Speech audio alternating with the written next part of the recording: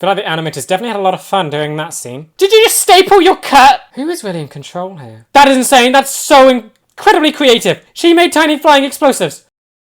What is up, guys? Welcome back to the channel. My name is Ben, and today I'll be reacting to Arcane Season 1, Episode 7.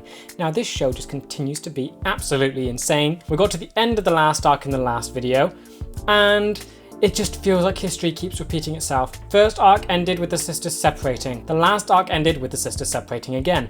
And it's just so painful to keep watching. They're just looking at Jinx's / Powder's perspective.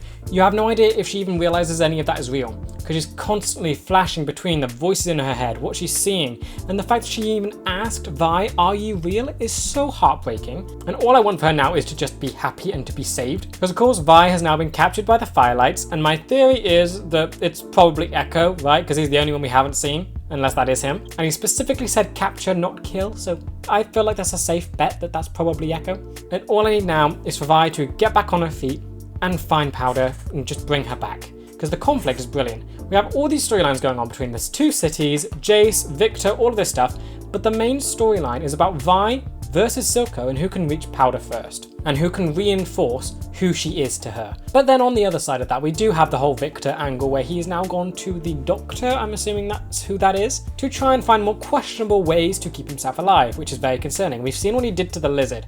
Viktor's basically the salamander thing.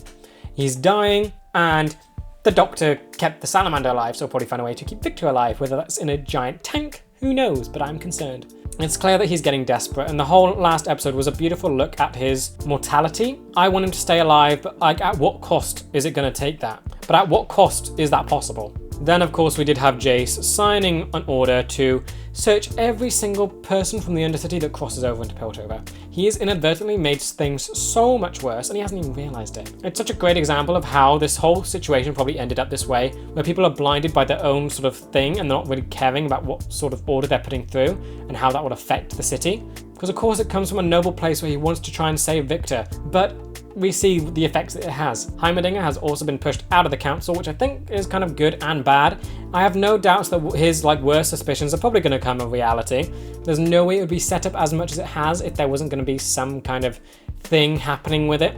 So scared for whenever that's going to happen. But I do think Piltover's probably going to benefit from him not being in charge, considering how heavily they relied on just his leadership, and his leadership only came from looking at the past. Now they actually have people that will look to the future. So I'm excited to see what sort of change we'll start seeing from Piltover now, because Jace really has just completely gone super up from his own station, and it's quite insane to see his journey. But yeah, as always, if you do enjoy this video, please remember to like and subscribe, as it really does help the channel to grow.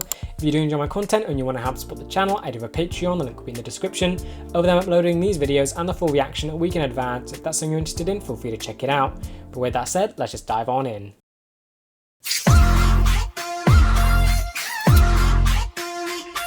The music in this just doesn't fail to be amazing. Like, this is a super interesting intro compared to the other ones we've seen.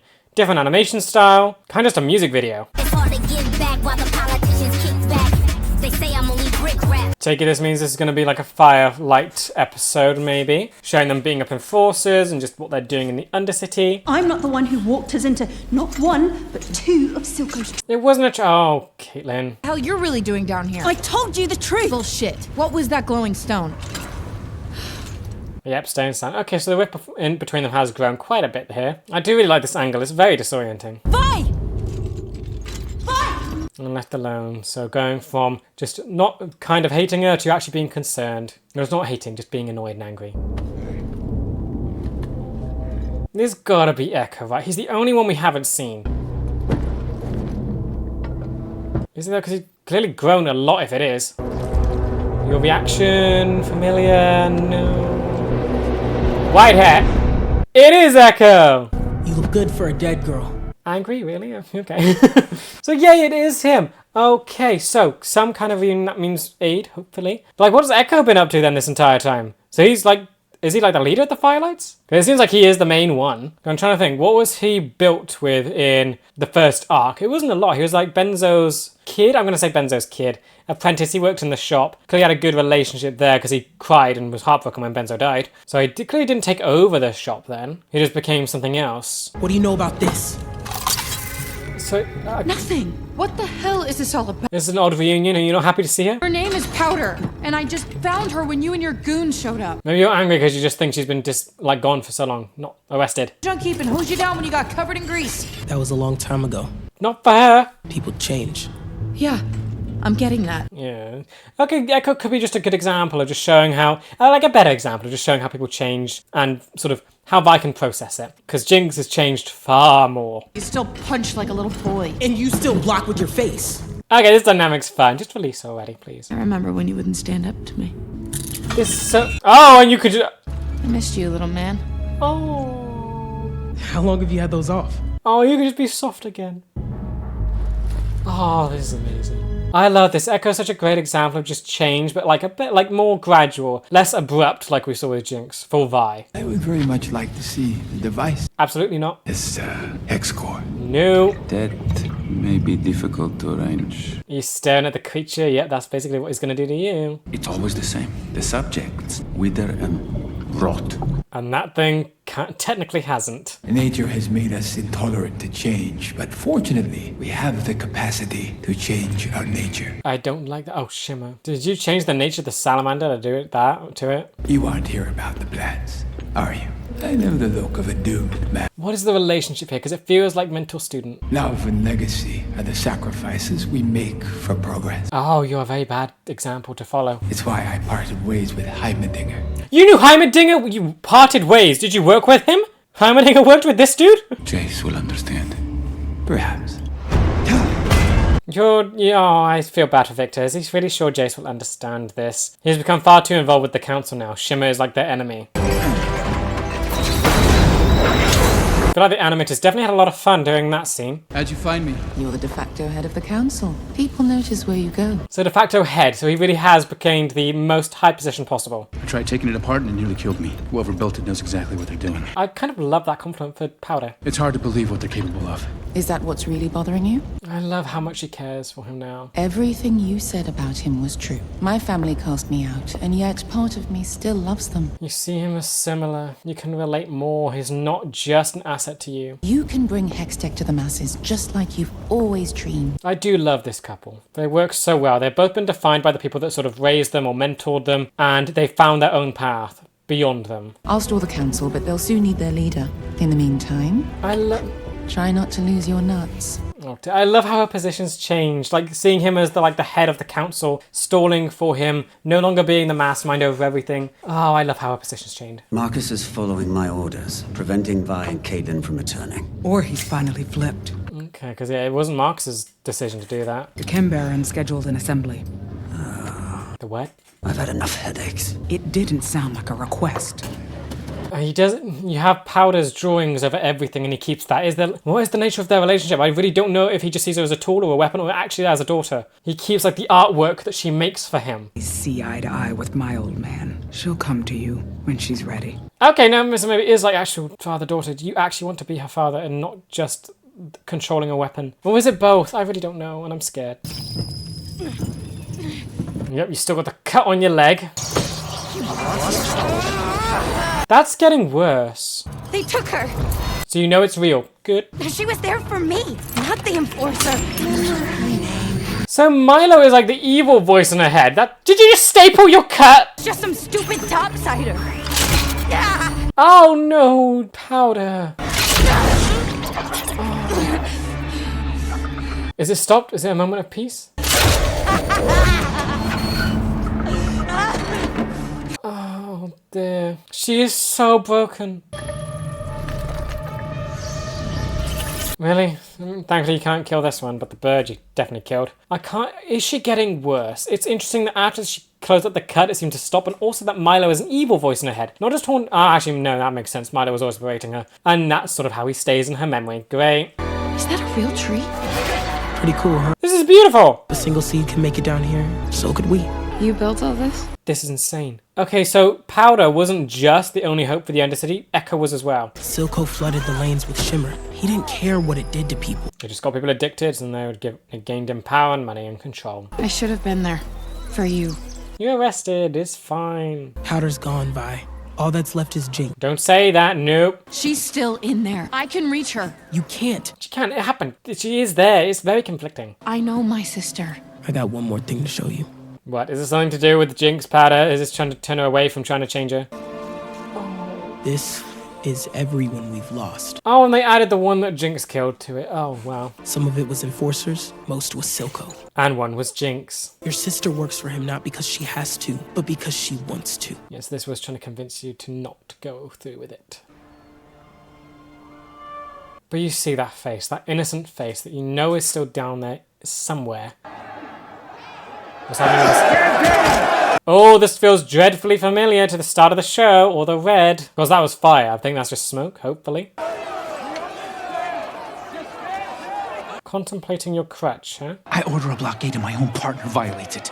You ordered? Yeah, oh, vibe between them was growing. What were you doing? I was consulting a friend about our quandary. Friend, so that guy really is a friend to him. Well, you didn't say they were from the Undercity. So is he. What They're dangerous. I'm from the Undercity. I love the perspectives because they're not sharing the screen. It's always just one fully looking at the other. They're so divided. Was your friend able to help? No, he said nature was resistant. Because Jace wouldn't understand, and you see that now. So you're going to do it anyway without him. And you accept that the love and prestige thing is gone on a sacrifice. And Jace is just being fueled with hatred towards the Undercity. Oh, come on. This is Chem Baron meeting you're going to. That's what it said? Chem Baron? What is that? His dreams of rebellion. He's losing control. If we stand together. Are these the leaders? Is this like the council but for the Undercity? Merchandise is frozen at the border. Topsiders are too afraid to cross. They've all got very cool designs. What's your plan to fix this? You're all wondering, are you? I don't think he really cares. He just cares about the whole Jinx stuff. This is kind of just an inconvenience for him. Better to have some trade than none at all. Why is the fan stopped? The border issue is temporary. Jinx will deal with it. There we go. That starts a whole bigger conversation. How are you meant to bring Piltover to heal if you can't handle your own people? He's not going to take kindly to that. Oh, you're doing what Jinx did. You're gassing them out. Is that gas? What's that? Yep, it's gas. You don't recognize it.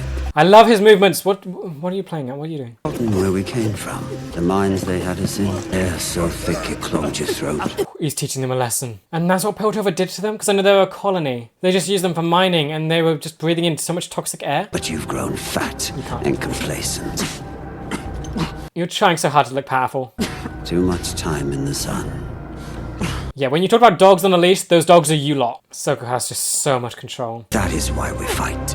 Do you remember? Oh, your drive just has not wavered at all, has it?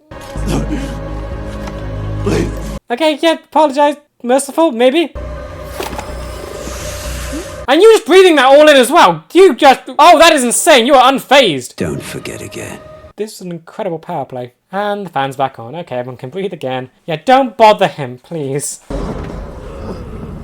Good meeting. Yeah, he destroyed all of you lot. So yeah, that kind of paints the council in a bad light. They're basically useless. Silka has full control over everything. That's why I guess we haven't seen them so far. They're just not important at all. This threat from the Undercity is drawing attention. Piltover looks vulnerable. Really? What does that mean? It's too soon.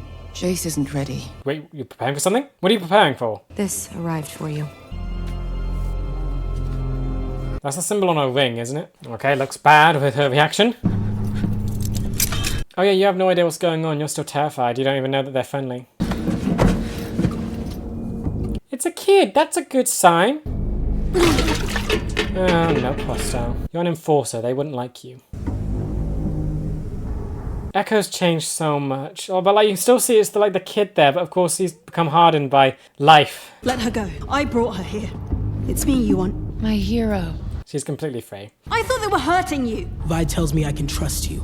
You get a pass back topside. That's it. Okay, so you're sending her away, not letting her stay. Cool.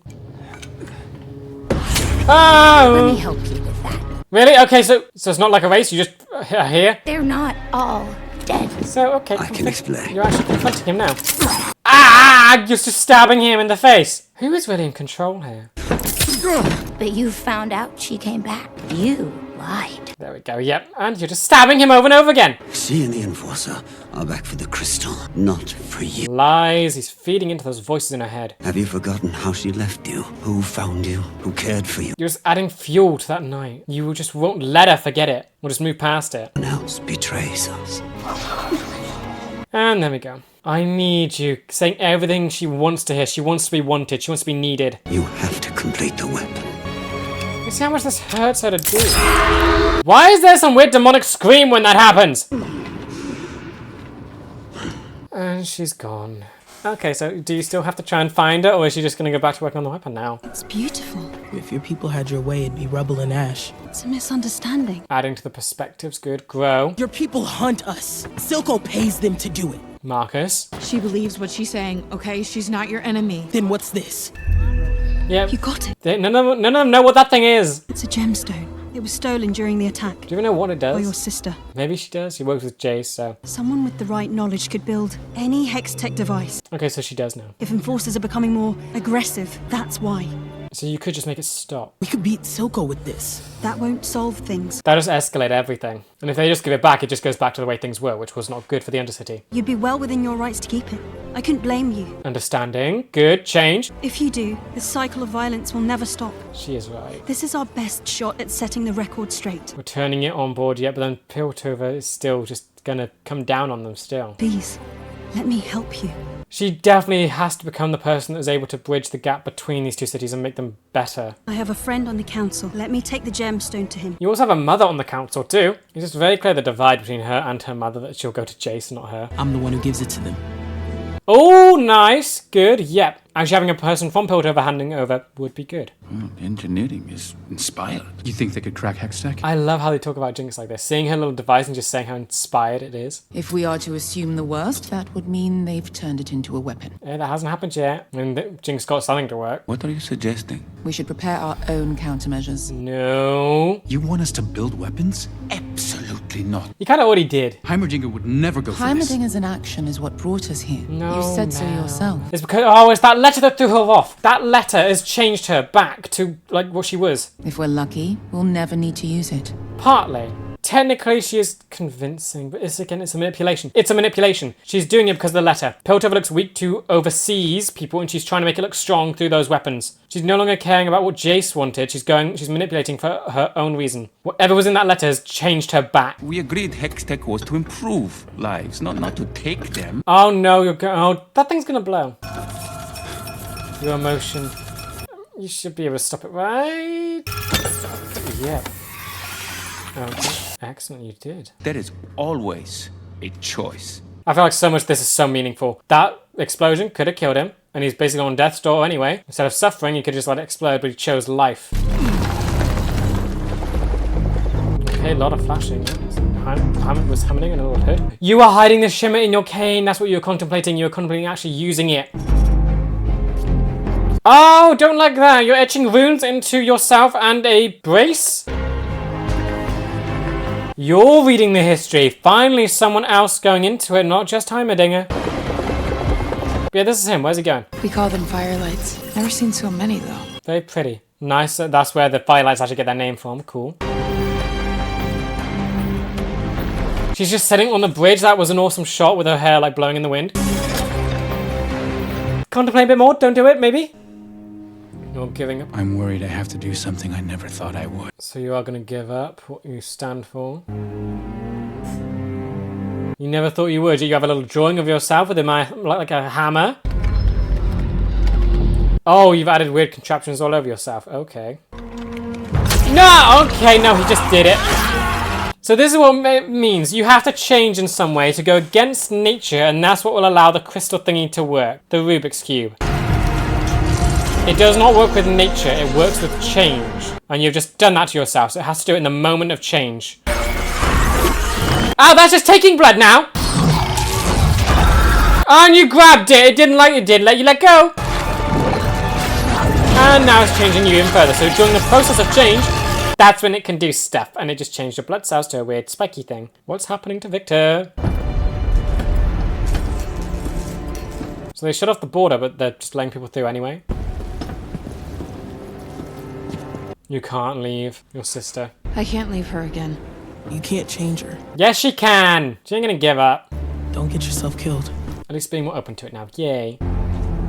Goodbye between you two. Aww. Thanks for everything. I do like how they both changed each other. This ain't good though.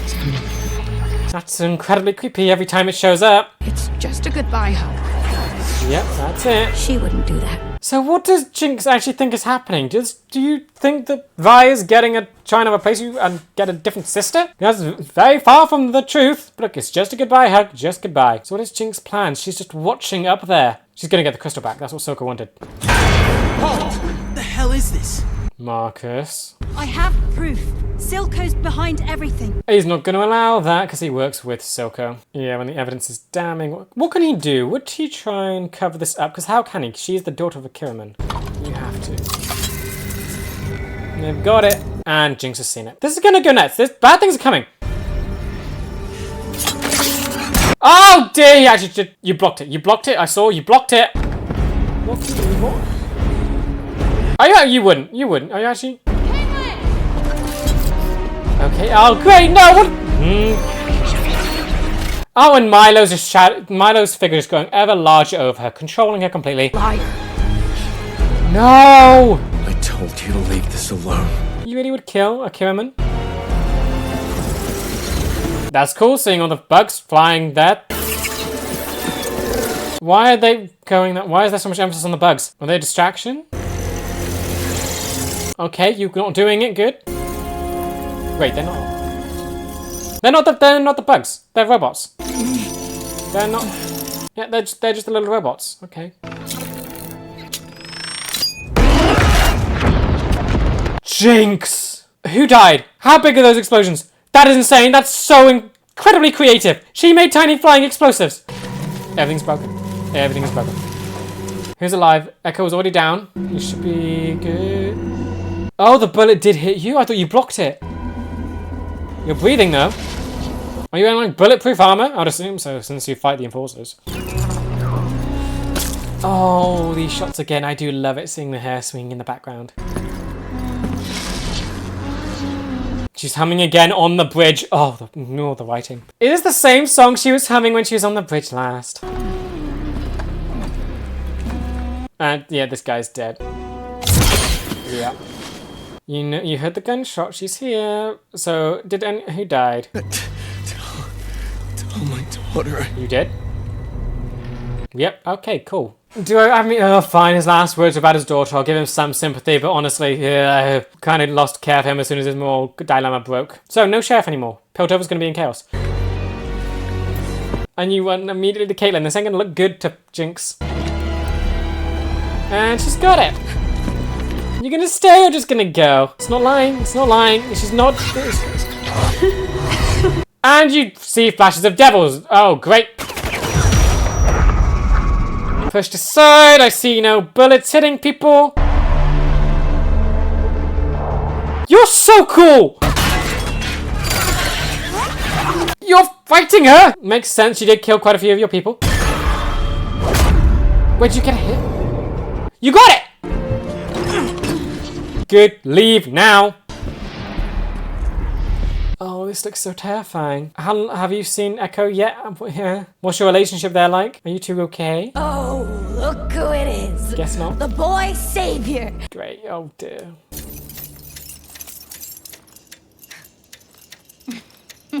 What's happening?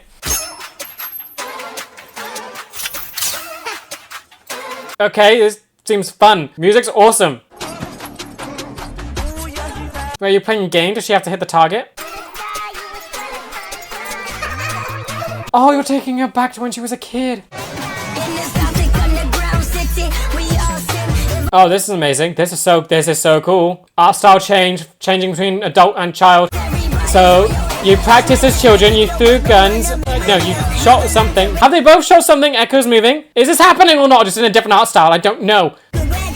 So you are shooting. You have a sword. You're jumping over things. Are both of these playing out? There's clearly history between the two. You hit him. You hit him? Is that what happened? Is that what happened now? Nope, it rewound. Okay. I jumped over him. Okay, Yin? Don't. You got it. You got it. You got it. You got it. You can't. Oh, her face. You can't. You can't. Oh, you can't. Deep down, you just can't. It's still powder. No. Please be a fake one. That was much bigger than the green ones. Did she just... What happened there? There's no way she just did both herself and Echo in. Okay, maybe she did. Is she breathing? And Echo's little clock has stopped. Is that meant to be a sign? No way you just bring him back. Unending. No way you bring Echo back now and then just kill him off. Refuse to believe that. Okay, well, this episode is incredible. Each and every one just does not fail to be absolutely amazing. Like the final scene, that was basically a music video. That was beautiful and awesome to watch. Trying to analyze it in my head, and I feel like it switches between adult them and younger them during the different style of animation. I feel like that's playing hints at what's happening, but also taking them back to when they were children, when they seem to practice this and play it as a game. Jinx would try, Powder would try and shoot at Echo, and it would be about Echo trying to avoid it. Cool, they made a game out of it, but then it also flashes between what's actually happening. We saw the jump. The jump happens in both the weird the other animation style and the main one, yet it rewinds. So I'm trying to think of what that means. It's very confusing, but I just know I love it. Yeah, this episode did wonders for just seeing Echo again and just to have the whole firelight things. So again, explanation on who they are. They're not just these people that are against Silco. They are so much more. They're like a beacon of light in the Undercity, essentially. They have like the one tree down there, which I didn't even notice they don't have any trees. They had the one tree, which is beautiful and huge, and they built a whole society around it. Echo has made the most functioning part of this entire place. He's made it basically a paradise, an oasis in the desert. That's insane. I'm so glad to see him again. He's the one character. So he was absent for kind of like a whole arc. I mean, not quite, but like, of course, we didn't know it was Echo. But it's nice to actually see him again. Nice to have him have these interactions back with everyone. It's honestly so I guess it's not quite surprising that Jinx would still fight him, but like, I have to wonder if they had like any relationship past this. Did she know it was him that she was fighting all this time? I mean, there's probably a good chance she just heard his voice when fighting and just chose to ignore it. But yes, so it kind of looked like they were dead at the end of it. I don't believe they are. I don't know how would the show do resurrection. Like, how dead does someone have to be dead in this universe? Like, what's the rule there? Because they look very dead there. They were like they got caught by one of Jinx's explosions that kill people. So thinking about how they survive would be interesting. I don't feel like they can. Echo's clock has stopped. That feels very symbolic and meaningful. And of course, Jinx looks very much dead, lying on the ground. Of course, I don't believe she's dead. She feels like the main part of the story. We've got 2 episodes left of this season. So I really doubt she's dead. Plus, it would feel very like it's unfinished story between Silco and Vi. But it's still concerning. It's still very much concerning. Then I do really want to talk about Mel stuff. That is very interesting to me. It sticks out like a sore thumb. Mel has switched up. That letter, I'm sure I saw that symbol on her finger, that's on her ring. And the symbol's kind of been following her everywhere. That, and her whole thing is about family. Is that like a family crest? I feel like it's going to be a family symbol. She got a letter from them, and she knows that apparently Piltover is looking weak to overseas friends. So now she's pushing Jace again to start doing inventions and making weapons. So she's gone from being caring and, I mean, she isn't completely gone. It's not like a complete flip. She still has that caring, she still has the love feeling for Jace that she has, but she has now been pushed by whatever was in the letter to go back to sort of her old ways, pushing for her own desire there. She's after something. She wants weapons to be made so that Piltover doesn't look weak, so they look strong, to make her friends overseas feel more confident, or at least not to make Piltover look weak. And that has come before her desire for Jace to have his way with things. Because I do love their relationship. They feel very similar in how they relate. They have been raised by people and that have defined them, trying to live up to their expectations but falling short.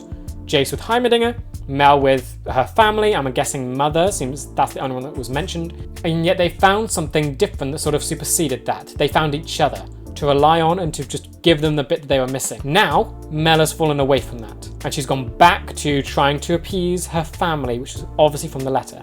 It's so sad to think about, but that is what's happened. I do wonder how this is going to affect their relationship, because now no longer balanced. One has fallen away from it while the other still feels like they were completed by Mel, but now he is doing the thing that he never wanted to do, making weapons with it. But it feels like he already did do that because the gloves and the laser beam feel like weapons. But then Viktor in this. So we didn't quite see what happened with him. He's done it. He's done whatever he was going to do. Scared about what that means. He's injected the Shimmer into himself. So the Rubik's Cube. I'm going to just lay out my thoughts on it. It is basically a brain. It is it's basically an AI and does spells for them. While Jace and Viktor would have to lay out runes by themselves and write it down very specifically to get magic to do what they wanted it to do.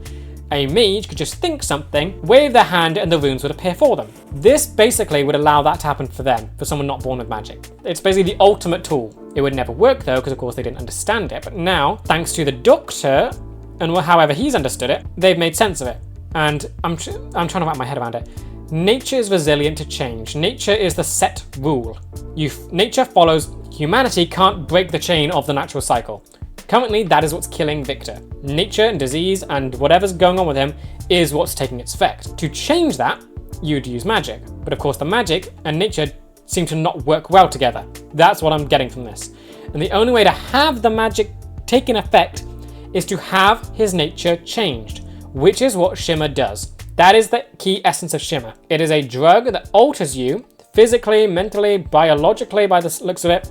And during the change, that's when the magic-y Rubik's Cube thing can actually have an effect, a lasting effect. Kinda wish Viktor tested it beforehand, but guess not, he just did it anyway. And he drew runes into himself and the brace. That is alarming and concerning. So that's his limp leg. So that's the one that he has trouble with. So I kind of am hoping that does work for him. But then again, what's the cost going to be? It's going to be like the love and prestige that the Doctor said would be sacrificed. So is he really going to lose everything just for the sake of being able to sort of survive this disease? It feels like the cost is too high. But then I guess we also have Vi, who's finally been reunited with more people. So not everything is gone. She has Ekko. That's something. So brothers may be gone, Vanda may be gone, but she still has Ekko. Excellent. But of course, he might have died here. But that would be very alarming to me, and it would just feel plain wrong. But she's now gone into Piltover with Caitlyn, and Marcus is dead. I say that with such joy, I'm just realizing. He's dead, yay. And so I feel sad for the daughter. That's where I feel sympathy for. I feel sad for the daughter. Marcus, not so much. He had it coming. He made a lot of mistakes, he sided with the wrong people, and ultimately he lost his battle with his conscience to just do the evil thing and just listen to Silco in every single turn. So he did have this coming, it's slightly deserved, and I feel bad for the daughter. That's basically my thoughts on Marcus. He did not deserve his title, he was always a flawed human being, more flawed than others we've seen, and he definitely had this coming. Mainly just feel sad for the daughter, not for him. But now this does leave the position of Sheriff open, so I'm wondering what's going to happen with that. Because I'm hoping that it means that Silco will not be in control of it. Because we have now seen how much Silco does control things. Could it be argued that he's kind of, him single-handedly, is kind of on the same power level as the council as a whole. The council that the Undercity has, he's completely in charge of that. They are his dogs. And then he also did control the enforcers. Now, of course he doesn't, but when he did, he rivaled Piltover's council in power through one person. It's going to be very interesting going forward now that he's lost that. Yes, he still has his way over the Chem Barons, but what can he do with Piltover since now they feel more separate than ever? Because before you had Vanda who had a way with the enforcers and had an in with the then sheriff. This one sort of carried that forward, but now it's completely changed. That is, they're dead. No sheriff at all. Didn't seem like there was a deputy. So things are going to go bad for the cities. There is no longer this connection, this sort of thing that tied them together, that allowed for some kind of peace-ish. That is gone. It truly feels like things are just only about to start exploding. And this was the first episode of this arc, and it feels like an ending. This show is just nuts in how it structures everything, how it writes everything. It is amazing just to witness. And the visuals as well. Absolutely love the animation change up for Jinx and Ekko's fight. And I truly love that Ekko just couldn't go through with it in the end. It's still his childhood friend. He couldn't do it. After all that talk about saying it's no longer powder, seeing her face, he couldn't. And it is so beautiful, but also so sad since it seemed to have gotten them both killed. Okay, to begin, yet again, I keep saying this, another great episode. Like, it feels like they just don't stop making it even better. The music, the visuals, and how they switched it up here was just insane. I absolutely love that they gave a whole different visual style for going in between, I guess, Ekko and Jinx and their memories there. They didn't have to do a flashback, they incorporated it into the fight and created a great connection between the two, knowing how they were as children, which I don't think we saw a lot of their dynamic together as children. We saw Ekko with the group, but not really him and Jinx Powder alone. This is a great way of showing off that they do have their own little thing there. They do have their own bond, And it just added so much weight to that final moment where Echo just couldn't do it. But yeah, looking at Echo, we finally do get the reveal that it has been him this whole time. We now know where he has been, and that he's kind of done incredibly well for himself. He's got a little oasis going on in the Undercity with a tree, a huge tree, and built a whole community around it. He's got to be doing the best out of everyone, and it seems uninfected by the whole Shimmer stuff, and it feels like he's just doing much better off than the rest of the place here. It's incredible that he's able to accomplish all this. I would love to know how he did end up, find it to begin with, and just how he managed to create this whole place and keep it away from enforcers and stuff. But I really loved seeing him again. I loved seeing how much he has changed. His scene with Vi at the start where he starts sort of all tough and trying not to look intimidated, but also just melting into her arms when he realizes that it's safe to do that and it's really her again. And then again, just his fight with Jinx was just beautiful. After all that talk about how she can't be saved, it's Jinx, it's over, she cannot be reached, he still can't do it when he's face to face with her and she's pinned down and she's just lashing out, trying to free herself. He can't. It really is just beautiful. Their bond is that strong that even with all his talk, he still can't just do it. Then as for Jinx, I feel like she's slipping further and further into the Jinx persona rather than Powder. Feels like her little weird glitches are getting more frequent and longer. The way Milo is interacting with her seems to be more oppressive and just prominent.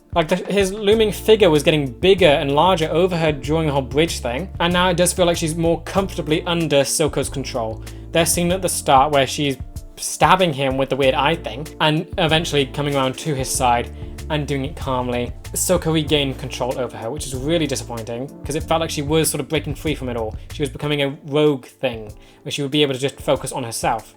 But nope, she's gone back under the one that will just feed into the weird things that are going on in her mind. And again, I just love the emphasis on just showing that she is broken and not crazy.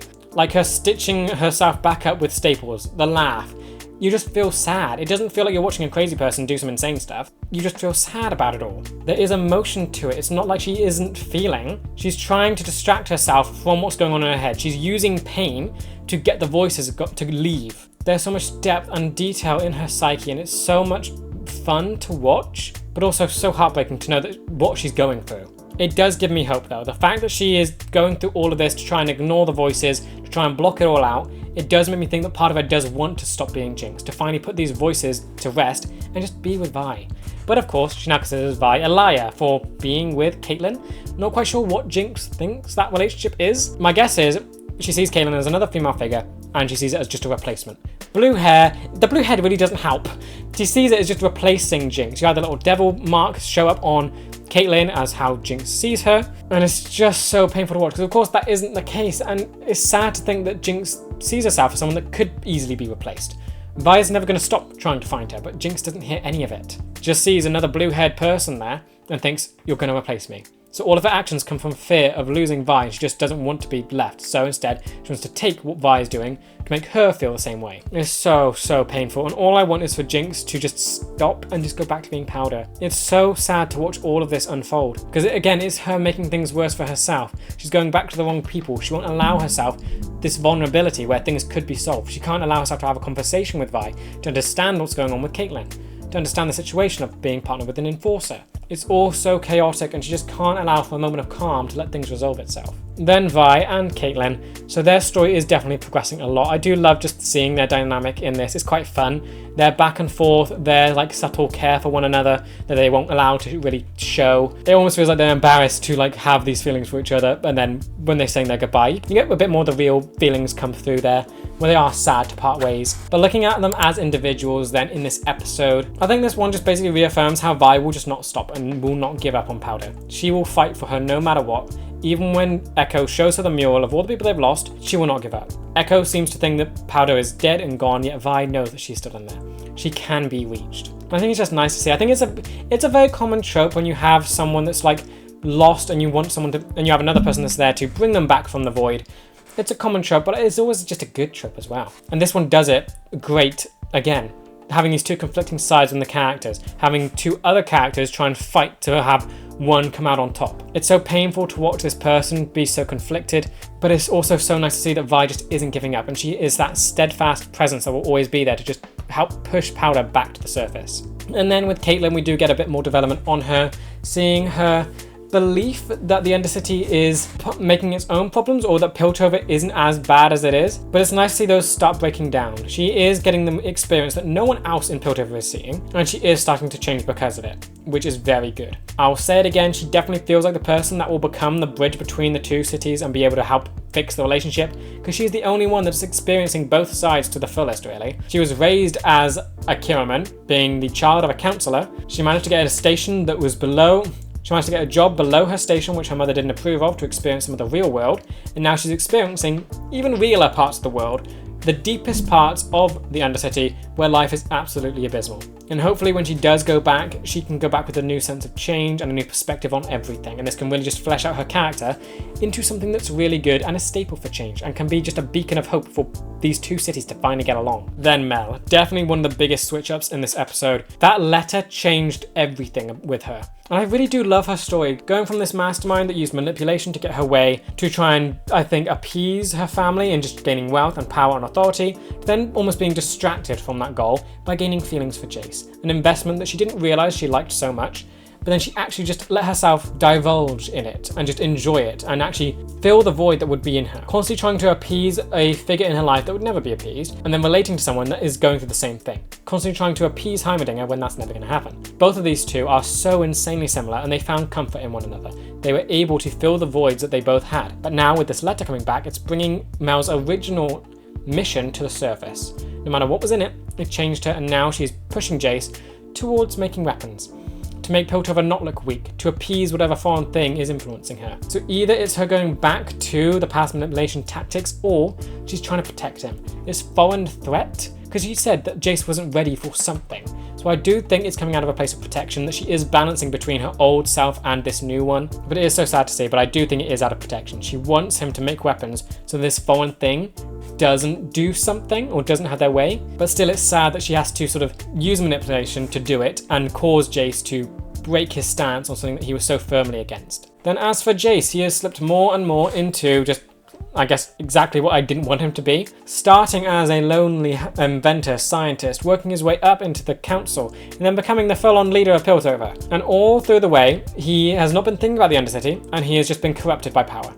The way he talks to Viktor now is heartbreaking. He sees him as separate from the Undercity and refuses to accept that that is where he is from. And the vibe between himself and Viktor is growing immensely huge by the day. It's not fun to watch because their relationship was so nice at the start, and now it's all breaking apart as Jace is being pulled into a different direction. And because of that, Viktor is left to deal with what's happening by himself and going down dark paths because of it. I am very concerned for Jace because obviously he had that little drawing of himself with a hammer, and that's apparently something he didn't want, but again, seems like a weapon.